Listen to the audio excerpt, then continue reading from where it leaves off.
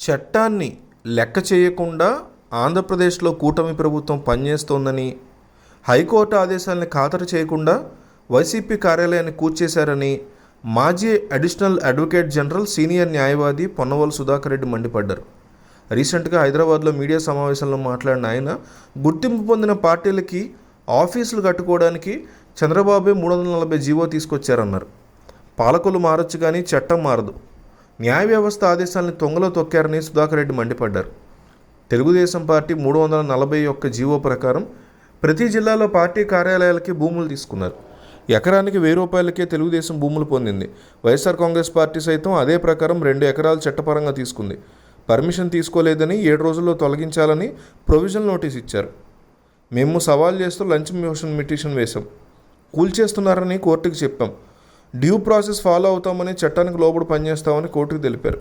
Confirmation order ఇచ్చేంత వరకు కూల్చడానికి లేదని చట్టం చెప్తోంది అని పొన్నవోలు అన్నారు. చట్టం 117 CRDA యాక్ట్ కింద వివరణ అడగాలి.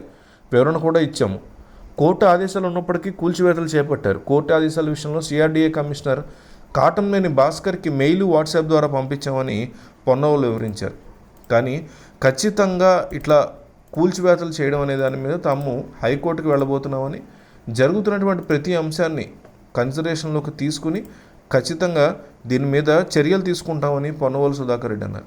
పొన్నవోలు సుధాకర్ రెడ్డి యాక్టివ్ అవడం అనేది జగన్మోహన్ రెడ్డికి కానీ ఆయనకి సంబంధించినటువంటి పక్షానికి కానీ ఒక పాజిటివ్ న్యూస్గా ఎదుగుతోంది, వెళ్తోంది అనడంలో ఎటువంటి సందేహం లేదు.